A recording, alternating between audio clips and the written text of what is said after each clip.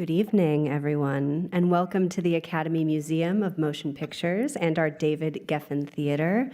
The Academy Museum is the largest institution in the United States devoted to the arts, the sciences, and the artists of movie making. My name is KJ Relth-Miller. I'm the Director of Film Programs here at the museum, and I want to thank you for joining us tonight in the David Geffen Theater for our documentary feature film panel presented as part of Oscar nominee spotlights. Before we begin our program, the Academy Museum of Motion Pictures acknowledges the Tongva people as the traditional caretakers of the water and land on which we program, curate, educate, convene, and discuss. We honor and respect Tongva ancestors and the Tongva community today, which continue to nurture this land and water through traditional practices, activism, art, and education. We also acknowledge their continued work to safeguard cultural resources. Oscar nominee spotlights are made possible by the Ruderman Family Foundation. Oscar nominee spotlights is presented thanks to Afila by Sony Honda Mobility. Additional support provided by Clarendell and Domaine Clarence Dillon and Champagne Lallier. Academy Museum film programming is generously funded by the Richard Roth Foundation. I would like to thank our ASL interpreters who will be assisting today. Their names are Andrea Lust, Abuhu Zuniga, and Susan Pacheco.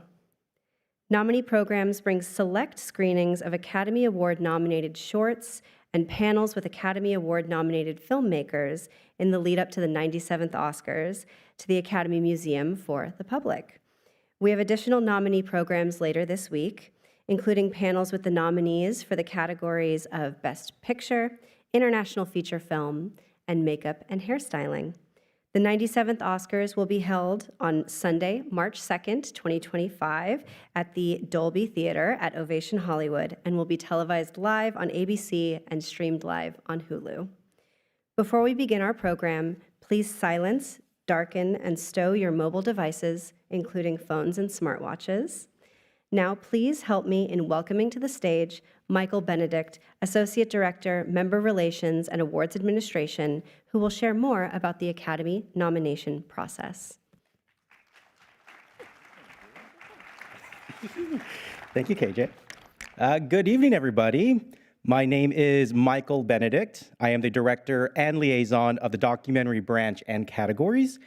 Tonight, we will be presenting clips of the nominated films, followed by panel discussions with the nominees. So how did we get to these 5 nominees? It is quite a journey that takes months and months and months. Documentary feature films can qualify for entry by either meeting the Academy's theatrical release standards or by being submitted in the International Feature Film category as a country's official selection, or by winning one of the Oscar qualifying festival awards. From all the submitted films that come in, the documentary branch votes to determine which 15 films advance to the shortlist via preferential ballot. The branch votes again in the semifinal round, where the 5 nominees are determined. Now, when selecting the winner, all voting Academy members may vote by choosing one of the nominated films on their ballot. All rounds of Oscars voting are tabulated by the independent accounting firm of PricewaterhouseCoopers, PwC. Voting closed on Tuesday, and we will find out which one of these 5 films will take home the Oscar next Sunday. Now, while I am just one person up here representing the Membership and Awards Department, I want to give a very special thank you to my partners in crime, Lauren McPhee and Billy McClellan. They both work closely with this category and the corresponding members. I truly appreciate your hard work and dedication. This category and event is simply not possible without both of you. So thank you so much for everything you do year round. Give them out. They work so hard. I love them. And we also have a fantastic staff behind the scenes. Nobody can do these events alone, so I feel so lucky to be part of such a magnificent group of people who cherish movies and each other. It's a bunch of film dorks back here. It's the best thing if you're really into movies. So now, without further ado, I would like to introduce the documentary branch governors. First up is Jean Chen. She has been working in documentaries for 4 decades as an editor, producer, and consultant. Last year, she was nominated for an Academy Award for producing the documentary short film Island in Between. Some of her other credits include AKA Mr. Chow and 76 Days. She is also the recipient of the 2020 Doc NYC Lifetime Achievement Award. Next, I would like to introduce the Vice Chair of the documentary branch, Simon Kilmurray. Simon is a documentary producer and executive producer. He has received a Primetime Emmy, 17 News and Documentary Emmys, and 8 Peabodys. Some of his other credits include Desperate Souls, Dark City, and The Legend of Midnight Cowboy, My Name is Andrea, and El Quipo. Last, I would like to introduce the chair of the documentary branch, Chris Hedges. Chris has directed, shot, and edited documentaries for over 40 years, including the Oscar-nominated film, The War Room. She received a DGA award for the film Startup.com and an Emmy nomination for Elaine Stritch at Liberty. Other feature credits include Moon Over Broadway, Kings of Pastry, and Depeche Mode 101. So with that, please give a warm welcome to the Academy's documentary branch governors, Jean Chen, Simon Kilmurray, and Chris Hedges.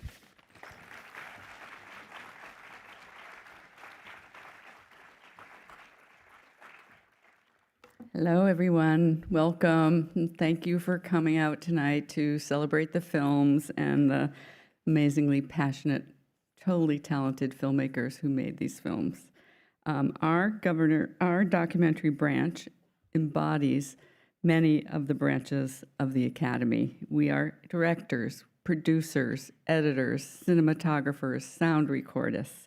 So in our single award, we honor this community of talent that creates a documentary film. We have just over 700 Documentary Academy branch members, and I'm proud to say that our branch is the most diverse branch in the Academy.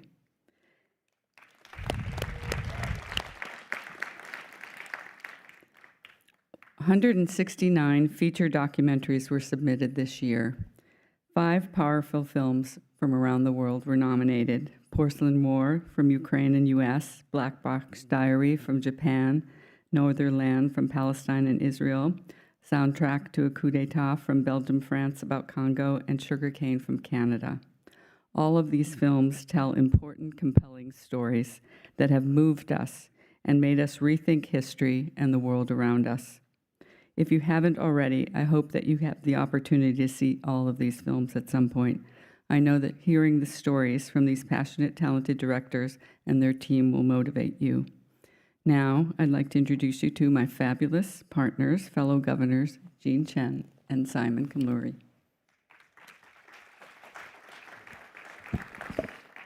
Thanks, Chris. And I wanted to thank the Academy team, Academy Museum staff for putting on the event this morning for the documentary shorts. I hope you got to see those wonderful films and this evening for the documentary feature category.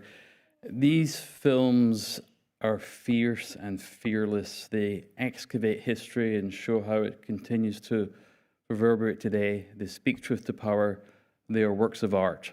And I think we all owe a debt of gratitude to the filmmaking teams behind all the movies for their fierce courage and their not shying away from dealing with the challenging issues that our world faces, has faced, and will continue to face for the foreseeable. But they are at heart, I think, all of them remarkable works of art and creativity that will last. So thank you for coming. I hope you enjoy the conversations, and I would like to introduce my partner in crime, Jean Chen. Good evening. Without further ado, I just want to congratulate every single nominees. And please give a big hand to help me bring back KJ Ralph Miller, our moderator for this evening. Thank you.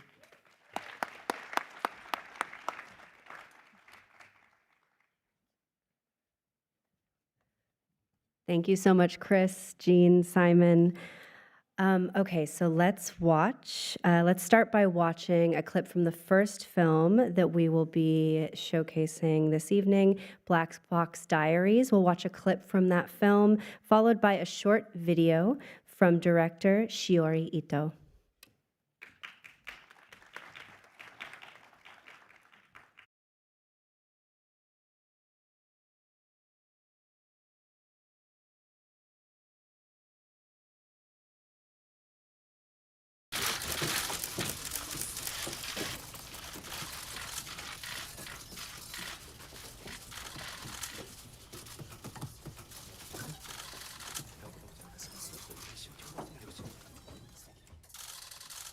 警察は当初、被害届を受け取ることすら拒んでいました。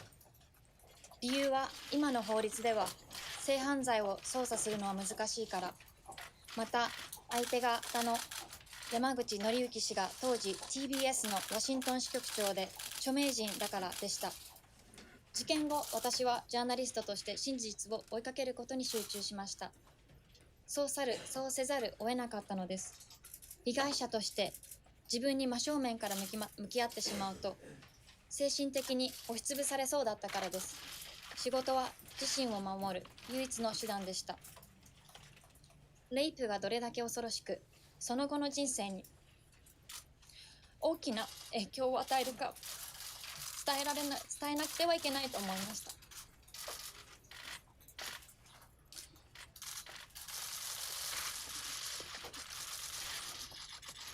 初めて被害者の一人になって、その声がとても小さく、世間にそうした声を届けることがいかに難しいかを体験しました。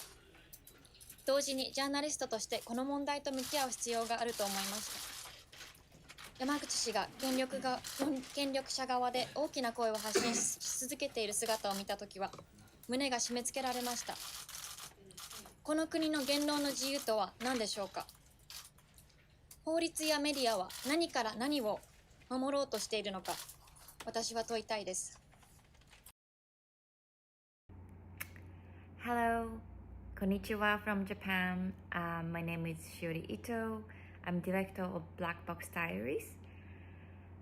I just want to send you this video to say thank you so much for this opportunity, and it means a lot for this film and to us to be part of this community. And we're just so excited that we are nominated. This film has been having a little bit difficult time to release in Japan, which is my home country. My film deals with sexual violence. It's actually myself investigating my own rape case in Japan. I think thanks to all these brave survivors who spoke and shared their stories in Japan now, I think in media it's more often covered and talked about, but when the story comes with the power, it's still a difficult matter to touch. So being nominated this year meant so much for this film and for this matter, I believe. So I just want to say thank you and arigato. And I hope I will see you in LA soon.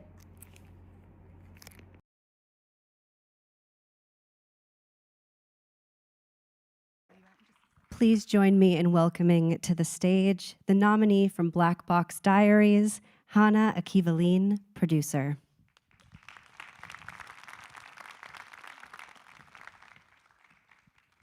Thank you. Hi, thank you for being here, and congrats again on your nomination.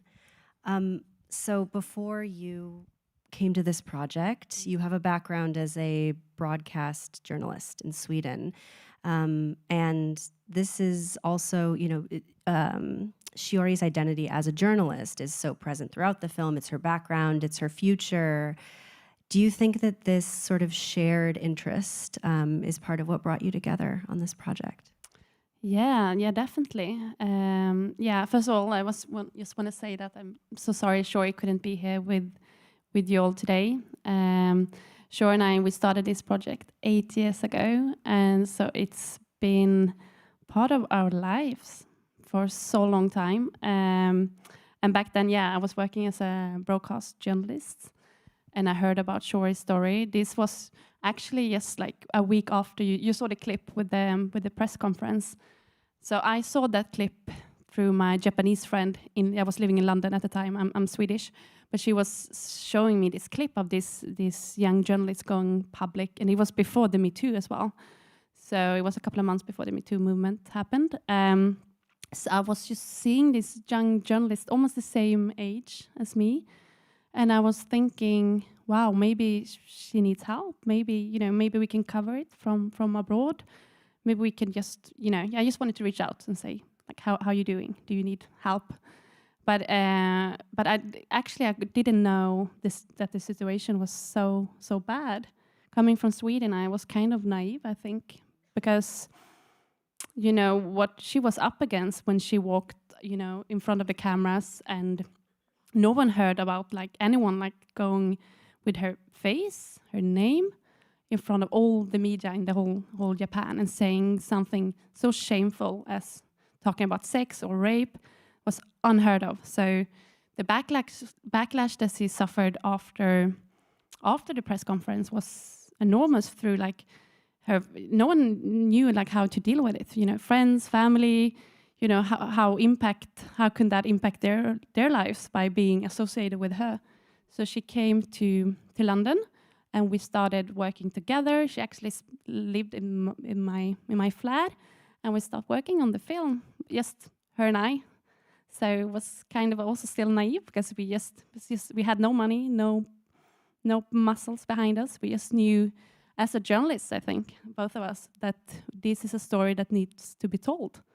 We didn't know like which form or how to do it, but we thought, let's just try to capture as much as possible, and then we work it out.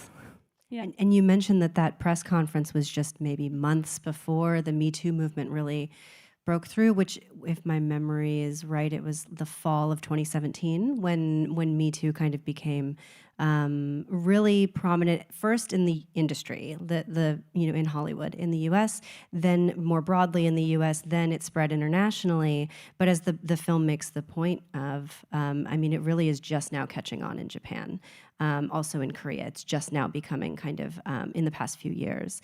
I think so. Do you think, though, that even though in Japan this was not really something that was being discussed at the time, it was still very kept behind closed doors, that the groundswell of awareness of the Me Too movement was part of what put the wind in the sails of this as a film project? Just knowing that at least somewhere out there, right, that this might be a story that people would gravitate toward or understand. Yeah, it was enormously important that we had Me Too movement behind us. Otherwise, I don't think maybe we wouldn't have continued. I don't know. I think it was so important. It was also very good timing for us as well, that it's happened. You can see in the film like that we have one scene where Shori talks about that Me Too movement is happening here, happening all over the world, and she talks a little bit about it, and like, she was so, you could tell that she was so excited. Like everyone starts talking about it and speaking up. It's amazing. So you could feel like she felt this, collectivism, or like she wasn't by herself anymore. So just having, I think for her personally as well, it was very important. Even though like the Me Too movement in Japan didn't like catch up like it did in Sweden or Scandinavia and in the US. So Shori is she's saying like, even though Me Too stuff is happening after Me Too, and she's known as the biggest Me Too case, she was the one who started the Me Too movement in Japan. But she also often say like, well, where's the rest who said Me Too? I'm still by myself. So has it happened? Maybe it's gonna happen. Being here, being nominated, I think the country is catching up, and it's change is happening, but we haven't seen that yet, I think. And so the book was the first project, right? Black Box, the book that she published. But when you started working together, when we were in your flat in London, and you were talking about taking that material and turning it into a visual story, into a film, I know that for a while she was experimenting with the idea of using animation as a tactic to sort of show certain sequences that she didn't have footage for, or to do dramatic reenactment. But neither of those elements enter into this film. So what was it like sort of developing the visual language of the film with Shiori? Yeah, I think the whole like editing process took a long time, 3 years. Or even more. Well, there was, can I share? There was 400 hours of footage that Shiori was bringing to her editor, Emma, and to you, and 50 hours of audio recordings. That's a mountain of footage and material.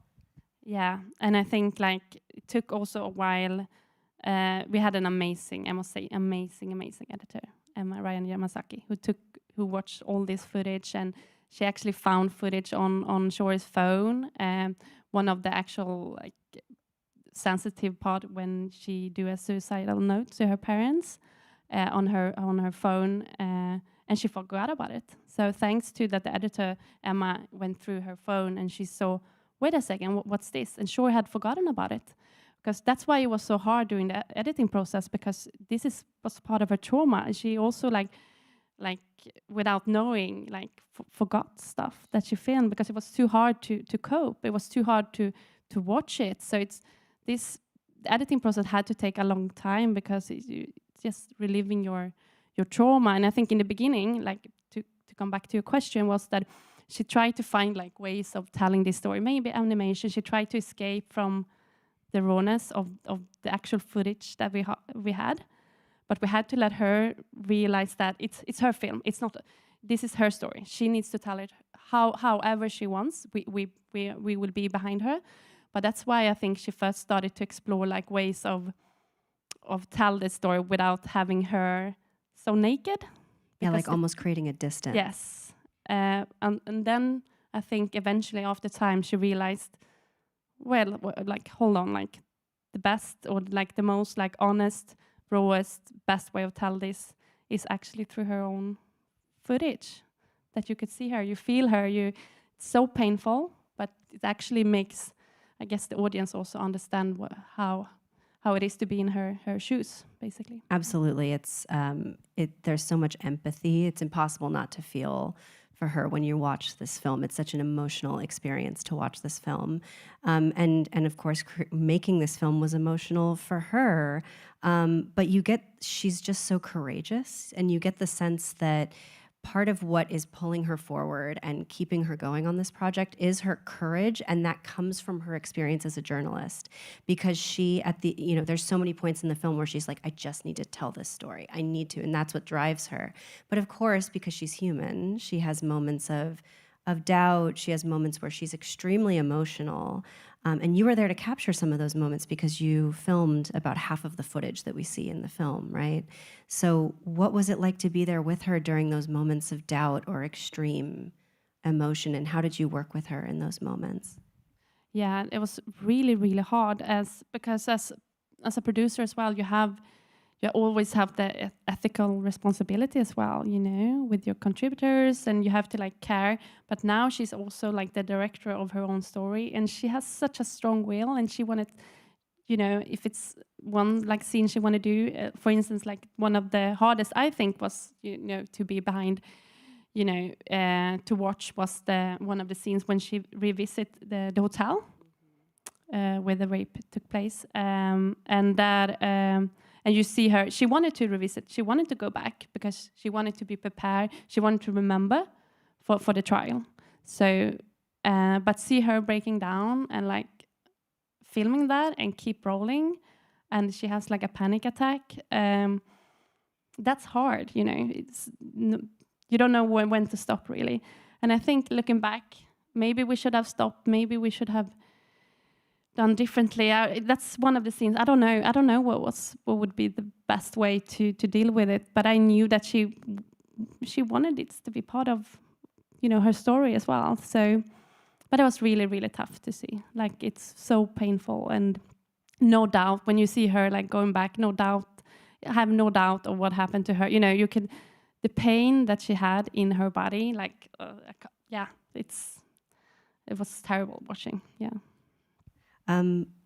And so there was, as we mentioned, so much footage to go through. There were decisions to be made about how much of herself to keep in it, how much of her face to keep in it, and then how much of those really challenging moments to keep in the film. When did you feel like you eventually, you landed on it and you were like, this is it, we can't touch it anymore? Or was it the festival deadline? I think it's good to have a deadline, a festival deadline. And so so we premiered at Sundance, and I think we stretched that deadline into the very last weeks, to be honest. But I think we noticed on Shore as well when the film was ready, because in the beginning she had trouble staying actually she fell asleep in the editing room a lot. And it's something that Emma, the editor, talks about, because it was so painful for her. So she kind of didn't know how to cope. So sleep was the way of dealing with it. And then when we noticed throughout the end, she could be awake and she could actually watch the footage. And, you know, then we knew, okay, and now I think now it's done. Now we have it. But it's obviously hard to know when to stop. But I think that was one of the key moments when she felt like her trauma.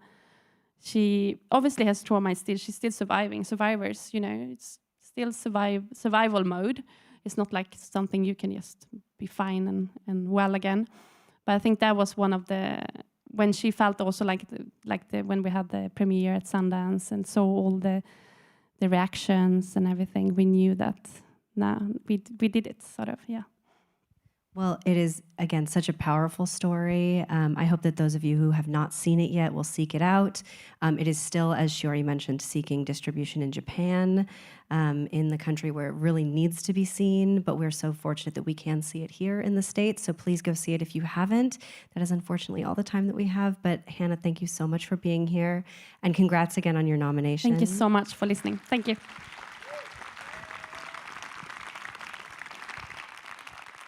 So, unfortunately, the filmmakers from our next film, No Other Land, were unable to join us tonight. No Other Land is directed by Basil Adra, Hamdan Belal, Yuval Abraham, and Rachel Shore.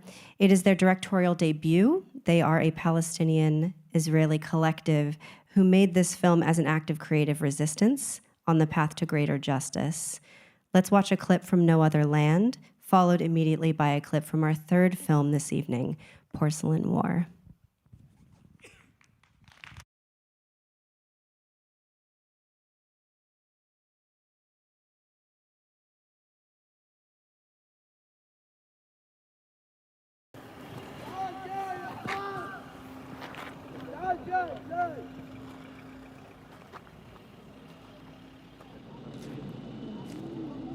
جماعة شو اللي صار؟ في معهم خارطة قاعدين يحددوا عقود الجيب.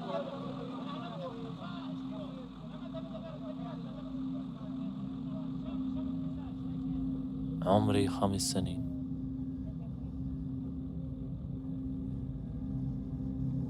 ذاكرتي الأولى. صحيت على ضوء كشاف. هذا كان الاعتقال الأول لأبوي.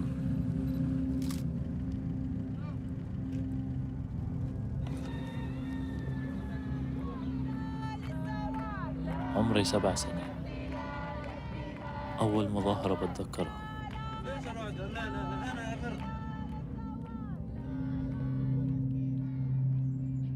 أمي أخذتني معها وقعدنا على العشب.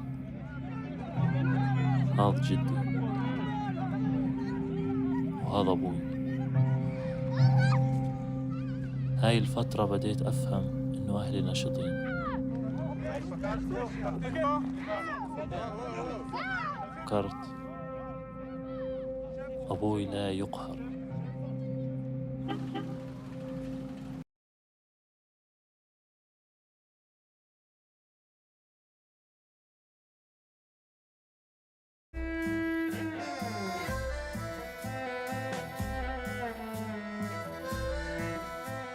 Коли я спостерігаю, як Аня малює, мене трохи морозить. В моих фигурках много природы.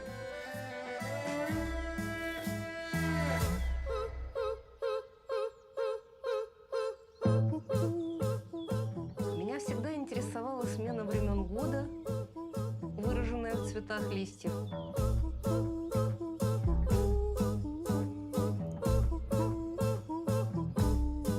Жизненный цикл бабочки. Прилет и отлет птиц осенью. Это все больше вдохновляет, чем город, например, в котором я живу. Ми звичайні люди в надзвичайній ситуації.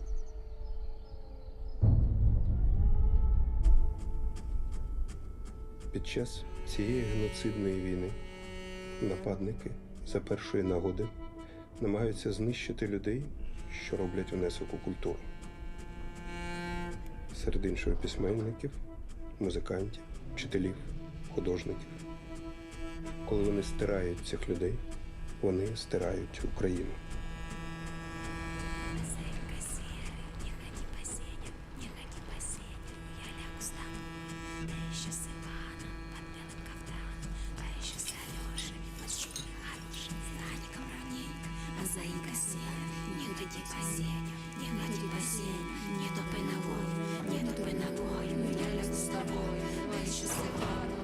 Якщо я тікатиму,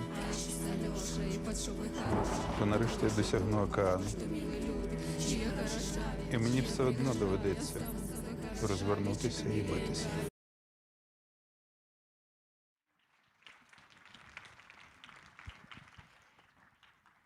Please join me in welcoming to the stage the nominees from Porcelain War, co-director Brendan Belomo, co-director Slava Loyentev, producer and writer Paula Dupree-Pessman.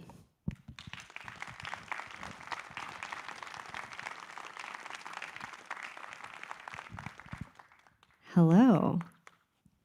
Hello to you all, and thank you so much for being here tonight. Congratulations again on your nomination. My first question is for Brendan and Slava. How did you first connect? Turns out that one of our producers, Aniela Sidorska, who couldn't be with us tonight, but is also a nominee, grew up under Russian oppression in communist Poland, and she became a political refugee when her parents escaped to the United States. And about 10 years ago now, she discovered Anya and Slava's porcelain work, and she was so moved by it, not only because it reminded her of home, but because artwork that's created under oppression, it has an energy in it. These objects are so small, but they have stories that are larger than life. And we were so inspired to begin a collaboration, the four of us as two couples on an animation project. And then Russia invaded Ukraine, and we called up Slava and Anya to see if they were okay, what was happening when they were leaving. And Slava said, no, I'm going to stay. And we're going to keep working on art at night. And we asked, why? What are you doing during the day? And we found out for the very first time he's in the Ukrainian Special Forces and teaching everyday civilians, peaceful people, how to fight back. And we felt we wanted to empower you to share this story with the world. And so we decided we need to get cameras in. We need to figure out a way that we can work together. And through the help of a really covert paramilitary supply chain, we were able to bring a camera into Ukraine. But at this time, we were separated. We were 6,000 miles apart. You'll hear today Slava's English has become amazing, but at that time, we didn't speak a word of the same verbal language. And we were separated by the largest conflict in Europe since World War II. And yet, we were able to connect through the power of visual art, a language that we realized we shared, and we communicated over Zoom with an interpreter. And what Slava learned to capture within his home became the film. It's incredible. I mean, did you ever think you would be a filmmaker? Of course not. I was really surprised, and that time I was completely focused on my everyday activity and security of my family, of all missions of my unit, but it was amazing. It was unbelievable opportunity, and also it was amazing responsibility because I was serving in the Ukrainian army at that time. And I was able to work on Porcelain War only because my unit completely supported us, and when I picked up my camera, someone picked up a rifle in my place. Literally. And these people, they trusted us. And my friends, these regular civilian people, they fought instead of me, and they told, because the truth is our weapon, now your camera is much more impactful than a rifle is.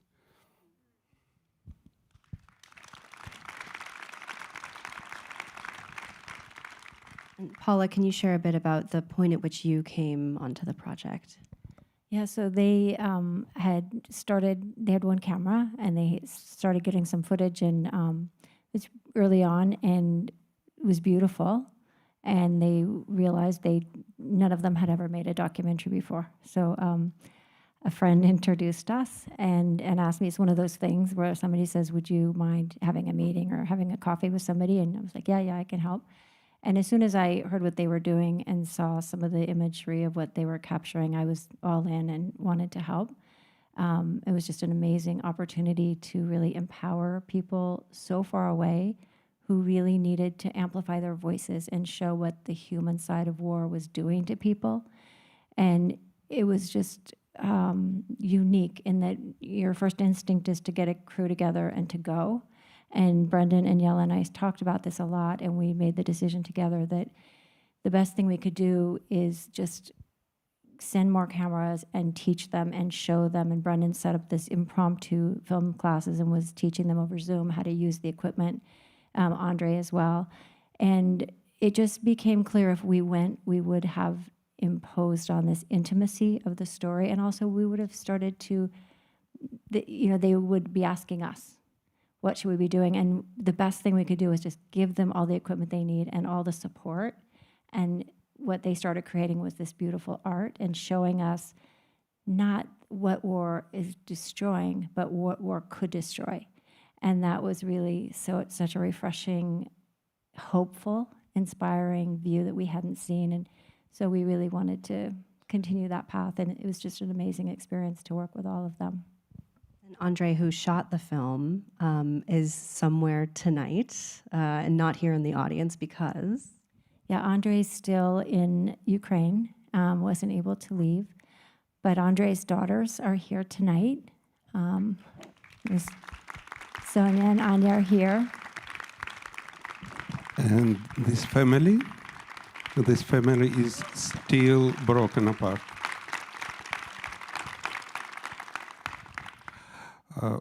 Today, it's already 24th, February 24th in Europe, and 15 minutes ago, 3 years ago, Ukrainians in my city was awake. The first explosion, the first missile attack. These girls was awaked by this, and nothing ended. And it's about millions of people right now, and it's about all of us, because Ukraine is not a territory. Ukraine is people, and it's not about ethnic origin or native language of our parents. It's about choice between democracy and totalitarian lifestyle. Ukraine is a country of people who choose democracy and who are able to defend democracy right now.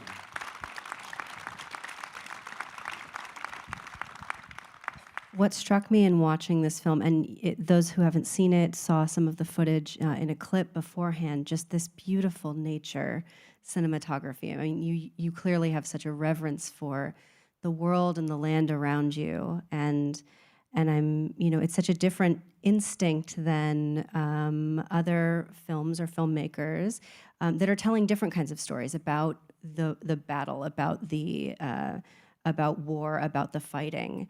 And so to showcase that instead, it just offers moments of, humanism. And in a way, it also creates a document of this land as it is this year, this month, this season. And I wonder if this was on your mind, that you were creating this document of the splendor of nature for future generations, in a way, to look back on and see that, yes, this war had been, at this point, 3 years and ongoing, but so that people can look back on this positive thing as well, which is a strange thing to say. There are two levels to this. I mean, what you're talking about is incredibly important because their work is deeply autobiographical. It's recording their experience, and the nature of this war is genocidal. When the invasion first began, Russia was destroying universities and museums, and so many artists in Ukraine were killed. And so they feel that it is deeply important to continue creating art. They have a responsibility to maintain their culture because that is a main target of this aggression. But it's not only that their art is a record of what's happening in their time, they're bringing hope. And the act of making art in and of itself is an act of resistance, because it is a choice to live. It's a choice to create something. And the opposite of war is not peace and tranquility. It is creation. It is creativity. It is bringing a message of inspiration and hope. Not destruction, but creation.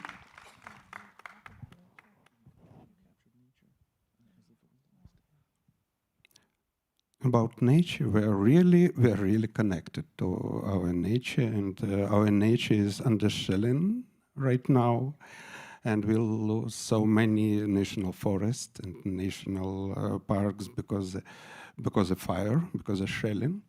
And we were really focused on beauty, because all devastation looked the same. We felt this kind of fragility, because all is so fragile in time of war, and we filmed every piece of nature, every flower, or every person, like if it was last day of their exist. Sometime it was. Ukraine is the most landmine territory in the world. Did you have a follow-up point? I was going to add that our cinematographer, Andrei Stefanov, he's an oil painter. He's never used a camera before, but he translated his instincts as an artist into cinema. And when they began to film, they were filming not only what was happening, the destruction, not only the artistic process, but the nature that Slava's talking about, not as a cutaway or B-roll, right, as we say in the film world. They chose to film sunlight going through a leaf in the middle of active shelling, in the middle of a war zone. And when you make a choice like this to say life is important, inspiration is important, it's something that brings us together, that act of resilience it's not about art as something ornamental or entertaining or merely a record. The act of recording that is creating beauty and putting that back into the world. And in that way, the film itself is an act of resistance. And I think these two compulsions, right, to defend and protect, right, and by arming and training folks in your community in how to protect themselves, that's a compulsion to protect yourself, right? I think it's actually the same compulsion as creating something. I think they come from the same place. I don't know if you agree with that. We are defending our identity. We are defending our culture, and of course, our movie is about people who can defend independence and preserve humanity and even develop culture in so dark time. I hope it's not about Ukraine and Ukrainians only, it's about all of us. I mean, I think that the front line of democracy and freedom extends around the world, especially in this time. It's under threat now more than ever. And while this story occurs within the borders of Ukraine, it is about all of us. And the members of Slava's unit, you learn in the film, they're home contractors, they're doctors, they're IT professionals, they're everyday people who are peaceful and they don't want to be fighting a minute longer than they have to. Well, I wish we had more time to speak more about this, but seek out this film if you haven't seen it. Brendan, Slava, Paula, thank you so much for being here this evening, and congrats again on your nomination. Let's watch a clip from the fourth film, Soundtrack to a Coup d'etat, and please give a hand to the nominees. Thank you so much. It's an honor to speak with you all. Thank you.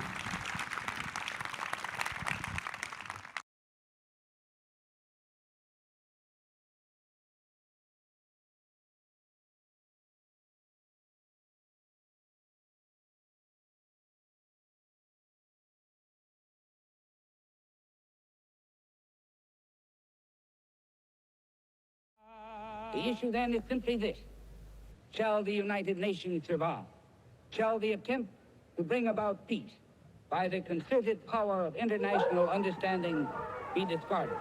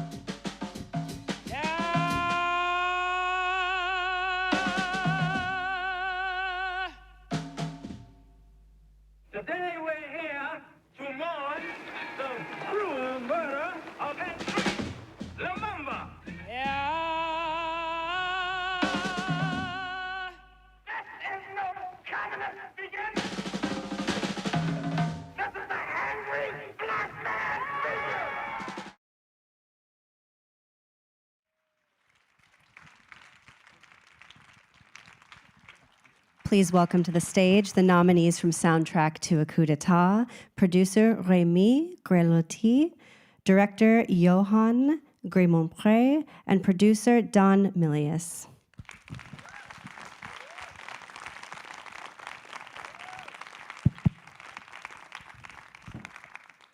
Mics are on. We're good to go. Have a seat. We had bad experiences before. Well, Johan, Rémi, and Don, thank you all for being here. And Rémi, Don, congratulations on your nomination. Thank you. Thank you. Johan, I'd like to start by asking how the concept of telling this story by way of soundtrack, by way of music of Black American musicians first came to you as a structuring device for the film. Well, yeah, of course, I'm born in Belgium, so it's a dark page out of the history of my own country.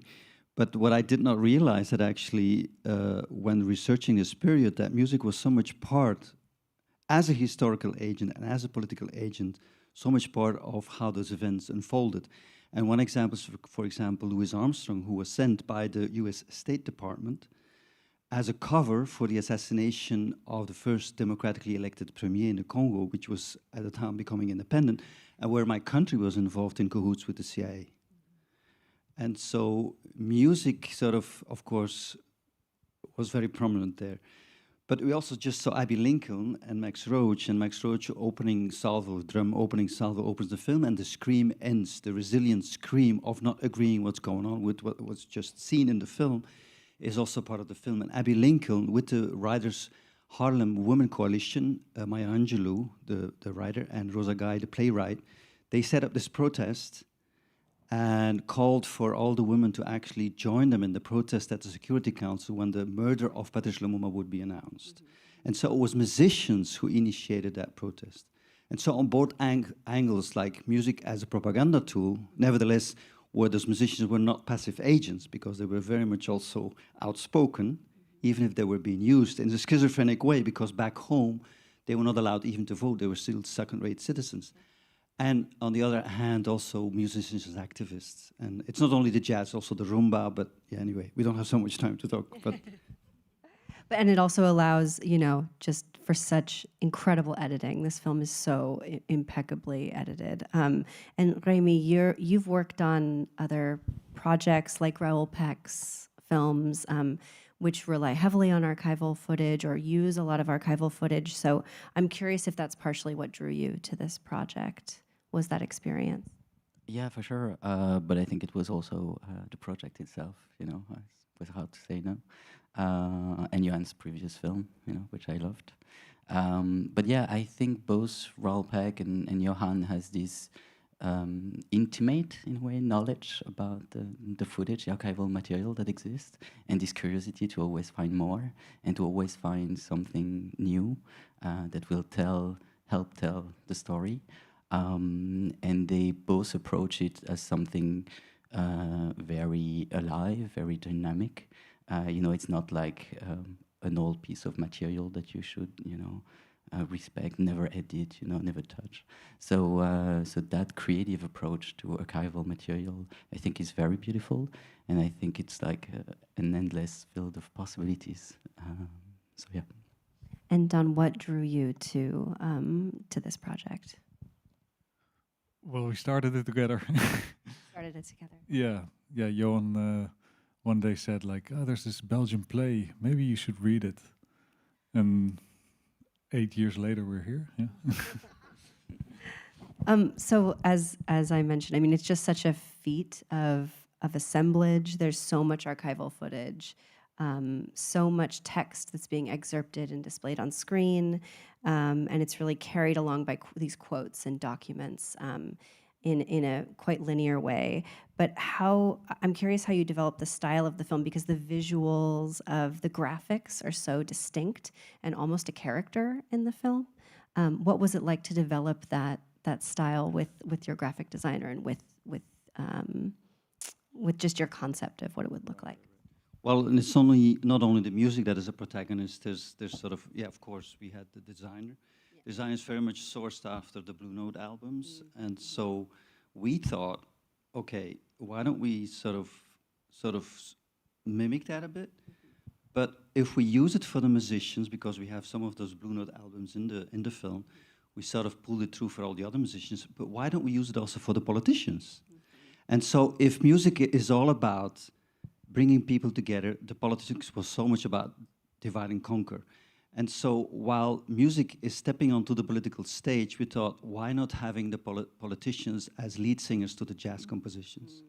And so, this mixed verse, you know, Hitchcock always, you know, in the interview between Truffaut and Hitchcock, Truffaut once coined, Hitchcock, you portray your murders as embraces and your love stories as acts of murder. And I like those contradictions because I think in the juxtapositions, it's where, as Picasso says, you know, it's art is a lie that tells the truth. And it's these juxtapositions in the going back and forth between what something can substitute and masquerade as something else. We have it in politicians as well. Left is masquerading as the right and right is masquerading as the left. But in that sort of contradiction, you can find sort of a way through that you create a third space, which I would call cinema, including the page numbers. Anyway. And was there, again, there's so much archival footage, I can't even imagine how much you sifted through, how much you have to organize to get it to the place where it is today. But was there a piece of footage that you knew existed or that you hoped existed that you just couldn't find, that you wanted to have in this movie? Of course, the clearing of the archival stuff was the headache of the producers as well, right? But there was one element that I thought, and I fell from my chair, is actually William Burden. He's the president of the MoMA. He had stakes in the mining industry in the Congo. He was advisor to the Pentagon and CEO of Lockheed, but he was appointed ambassador, US ambassador to Brussels. But he was also a secret CIA agent. And here is the president of the Museum of Modern Art. And he was sending cables to Alan Dulles, the head of the CIA, saying the Belgians are toying with the idea of assassinating Patrice Lumumba. I think it wouldn't be a bad idea either, literally. And we have the audio. The audio was never meant to be revealed because 60 years later, of course, we're 60 years later, but as James Baldwin says, you know, history is not the past. History is what we live with and what makes us. And so, like going through that audio, I sort of was so baffled when he said, you know, well, Patrice Lumumba was such a damn nuisance, it was pretty obvious to go for a political assassination. And here's the president of the MoMA. You know, and there's no institution in the film that's left unscathed. It's the Goethe Institute, it's the United Nations, Secretary General is involved in this murder, and the highest echelons of my country, you know, the power, high echelons of power in my country. And as a Belgian, I was like baffled to hear that footage. And we could not make it into the film and sort of, you know, of course the writing happens in the editing, and you as Remy and Duncan attested that with the footage that we found, you could not but redirect the film, including the 52 tracks we had to clear of music.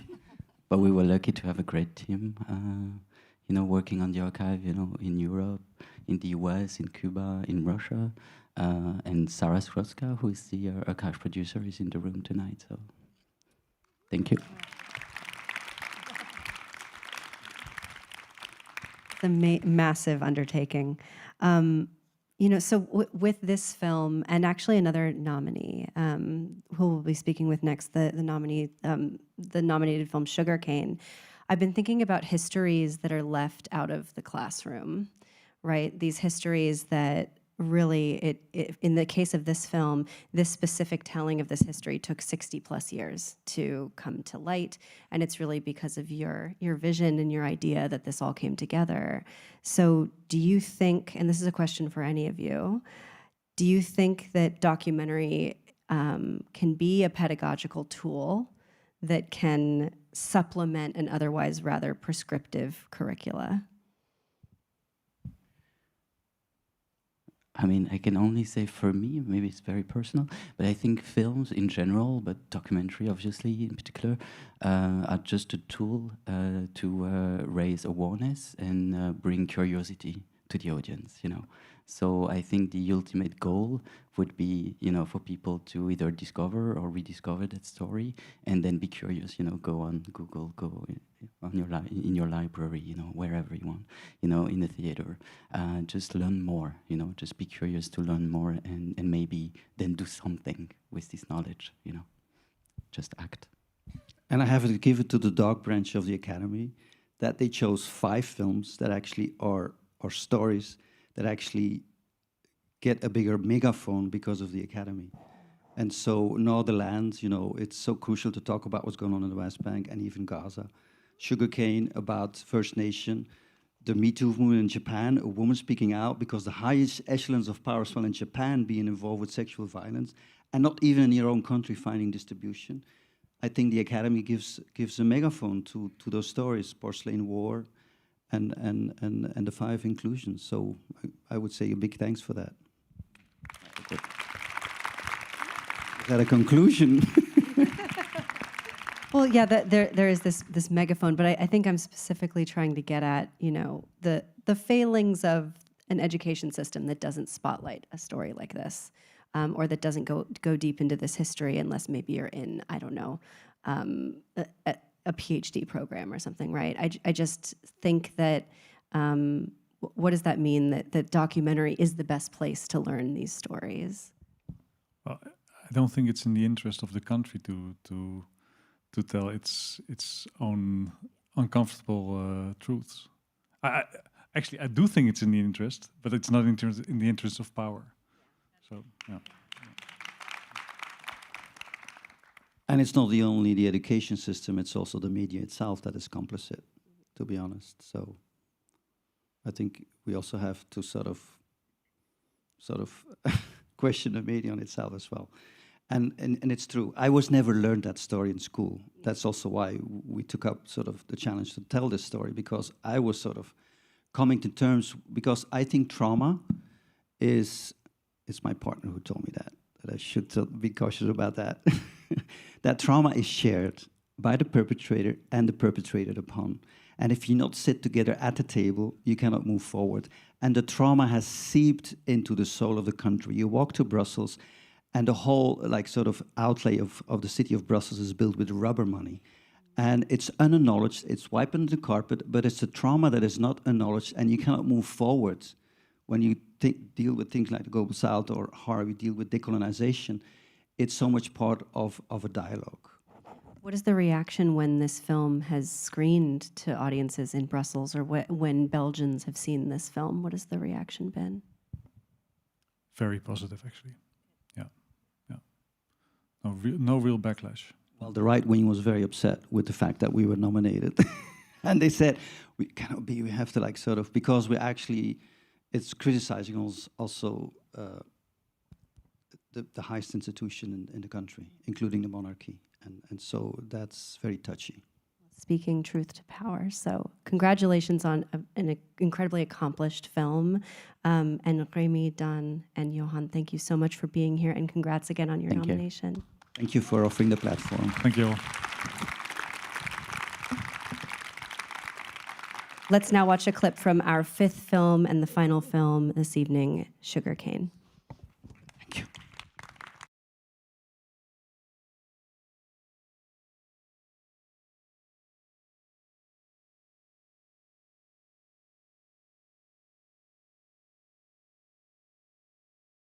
My grandmother, she was abused at the mission, and she tried to run away. I was also abused by a priest at the residential school. And I kept that a secret for about 30 years after I left. And my mother was abused by a priest. And that's how I was born.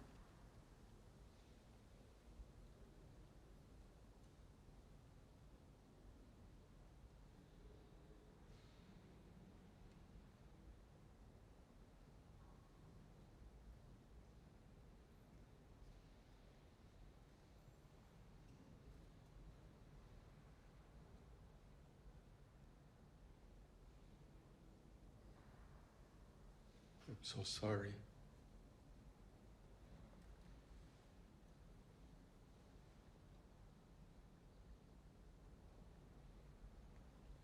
It can't be justified, but it's a sickness that grew into the church, and your forgiveness of us someday, someday, it can't be a quick, is what we need to be healed. I mean, it's a mutual search for.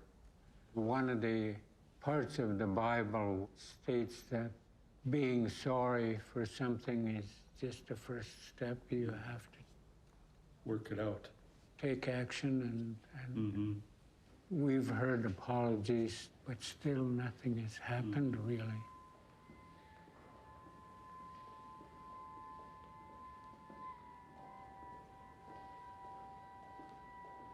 Pleasure meeting you, and I'm putting all my faith and trust in you. In God alone, huh? I will do what I can, but Yeah. Yeah, thank you for your, I'm honored that you would come. Thank you so much.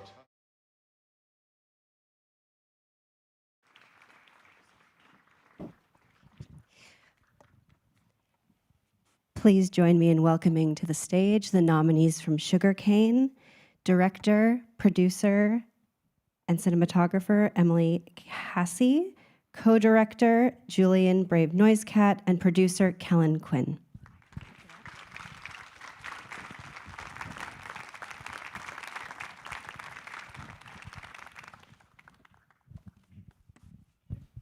Emily, Julian, Kellen, thank you so much for being here. And congrats on your nomination. So my first question is for Julian. I'm curious, what compelled you to document such a deeply personal and emotionally challenging story, as opposed to not documenting it? And was Emily there with you from the beginning? I'm going to take this one. So Julian, who's the director of the film, along with me, we met 10 years ago at our first reporting jobs. We were cub reporters in a New York newsroom and had become fast friends. And in the years since, Julian had gone on to become an incredible writer and journalist and historian focusing on Indigenous life in North America. And so in the years since, I had gone on to become an investigative journalist and documentary filmmaker, and I covered stories all around the world, from Afghanistan to Rwanda, but I'd never turned my lens on my own country and the horrors that it had perpetrated against its First Peoples. And so when the news of unmarked graves broke in May of 2021, I felt gut pulled to the story, and the first thing that I did was reach out to Julian to see if he would direct it with me. And Julian needed some time to think about it. And in the meantime, I went looking for a nation that said they were going to do a search, and I found an article in the Williams Lake Tribune about Chief Willie Sellers and the Williams Lake First Nation. And I reached out to Chief Willie Sellers that day, sent him a cold email, and he called me back, and he said, "The creator has always had great timing. Just yesterday, our council said we need someone to document this search." So I got my gear together. I was ready to go to Williams Lake 2 weeks later, and that's when I heard back from Julian. And when Jules called me back, he said he was open to working on something together. And I said, great, I'm going to follow this search at a school called St. Joseph's Mission. And he went silent. And that's when he said, "That's really crazy. Did you know that's the school where my family attended and where I had heard that my father was born and found in a dumpster nearby, and that's all I've ever known." So out of 139 schools in Canada, I happened to choose the one that Julian's family attended and where his father's life began without even realizing it, and that began our collaboration as directors together for the 3 years following.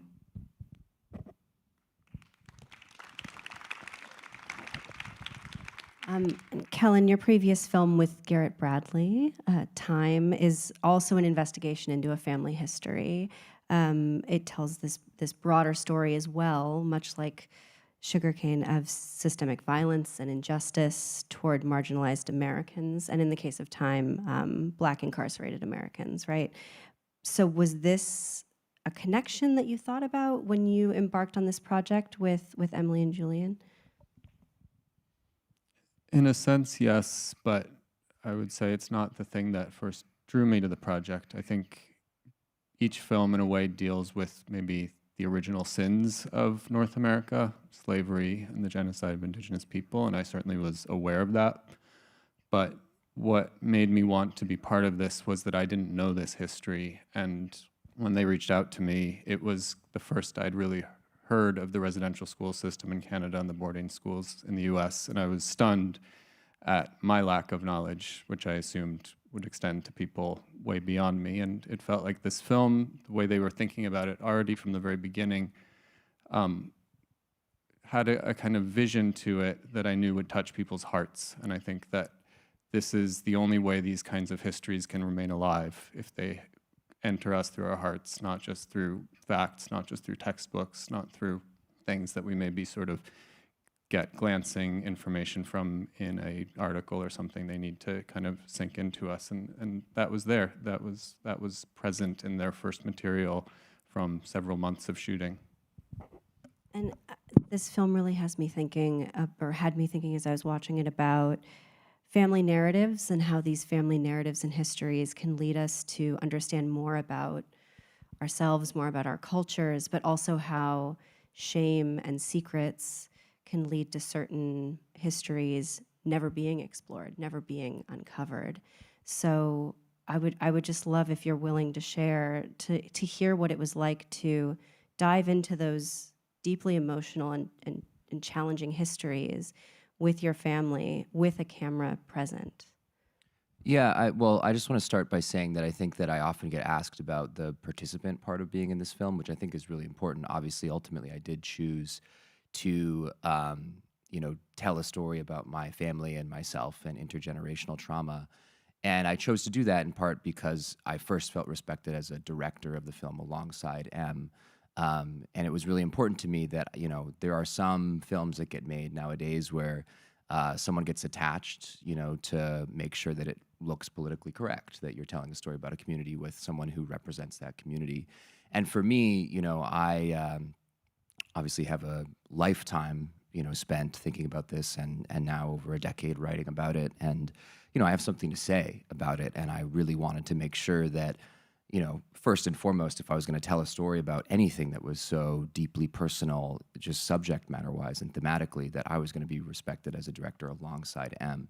And so for the first year of filming, I actually didn't step in front of the camera hardly at all, aside from one scene that you see in the film.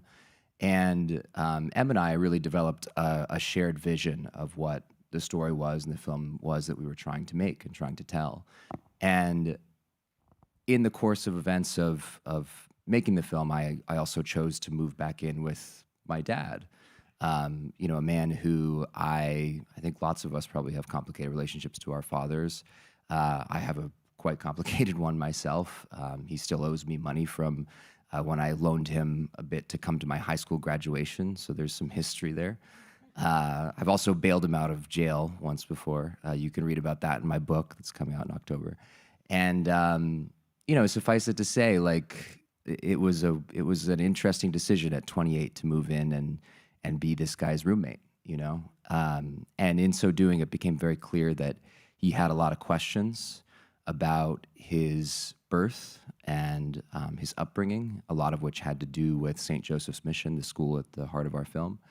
And here I was directing a film alongside M that just so happened to be about that school, in a position to help him ask those questions, and in so doing address some of my own enduring questions about that pain. And I think that there's something particular about that. Obviously, this is a story about specific people and one school, but it's also representative of an entire people's experience here in North America, not just in Canada, also in the United States, where there were 3 times as many schools. But it's also a universal kind of thing. I think that you don't have to be Indian to understand family secrets, to understand a complicated relationship with your dad or your parents. And the way that, I think is particularly Catholic, but not necessarily solely Catholic, it's hard to sometimes talk about these things because of the guilt and shame that is attached to them.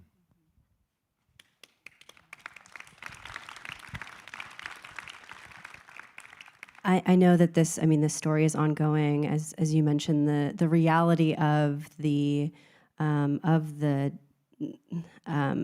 violence and the atrocities that were committed at these residential schools is only just now becoming more widely known in the public, both in the U.S. and in Canada. But it is, so this story is ongoing. This film is part of that story. And I hope to continue to follow the work that's done in uncovering more as time goes on.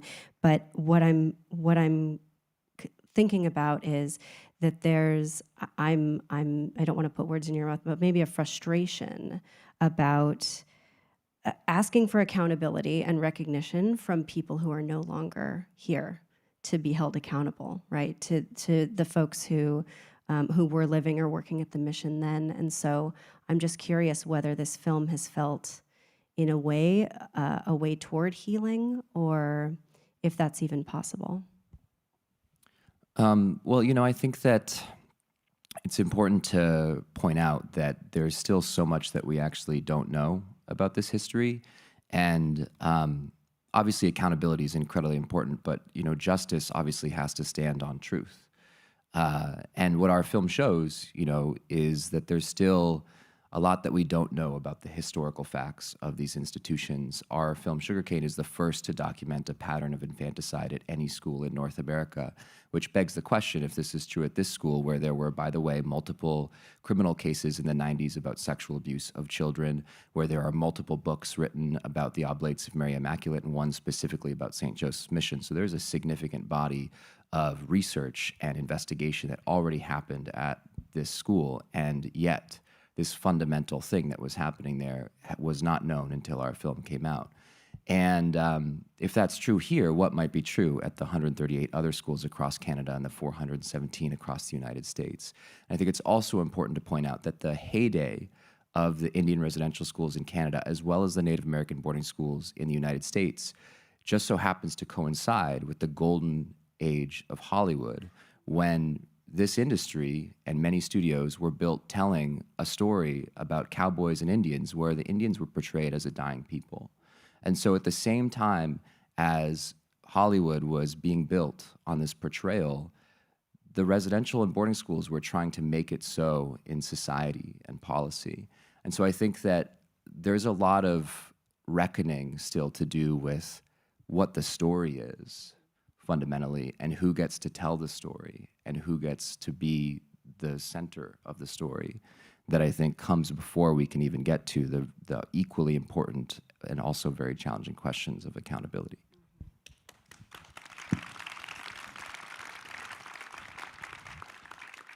So because, as we're saying, these horrors are still being uncovered, the National Day for Truth and Reconciliation was only recently recognized nationally in 2023, is that right, in Canada?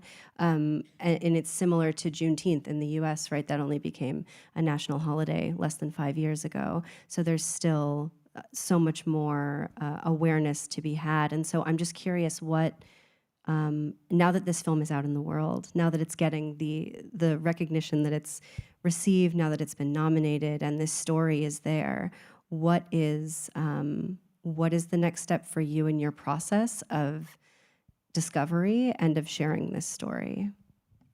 Yeah. We had a number of goals with Sugarcane. One was to get it to the highest levels of government. We showed the film in the White House. We showed it in Canadian Parliament. It was part of the movement to have former President Joe Biden apologize, which he did. We were there for that. But apologies are not enough. We witnessed many of them from the Pope, which required sneaking into the Vatican, which is a whole other story. The Catholic Church and the Canadian government have yet to open, and the U.S. government, I should say, have yet to open their records so that Indigenous survivors and families and their descendants can at least know the truth of what happened because they are at least owed that. And so there's a lot to be done. And as the political winds have shifted, that work is coming to a halt. There was a federal inquiry here in the United States where there were 3 times as many schools, a conversation that has not paralleled the one in Canada. And our goal with Sugarcane, was to change that narrative. And we were lucky to bring the film to Indigenous communities across North America, from Sitka, Alaska, to Yellowknife in the Northwest Territories, to Standing Rock in the Dakotas. And we've actually seen this kind of grassroots movement of dialogue and change happening in Indigenous communities, which is incredible. And at the same time, Indigenous stories are never the story of the day, despite it being the origin story of this country, despite this being the genocide that happened here. We are focused on what happens elsewhere in the world, and they never get their time. Julian is the first Indigenous North American filmmaker to ever be nominated for an Academy Award, ever, in its 97-year history. And it's historic and it's incredible, and at the same time, that's far too long, and we hope he's not the only for long.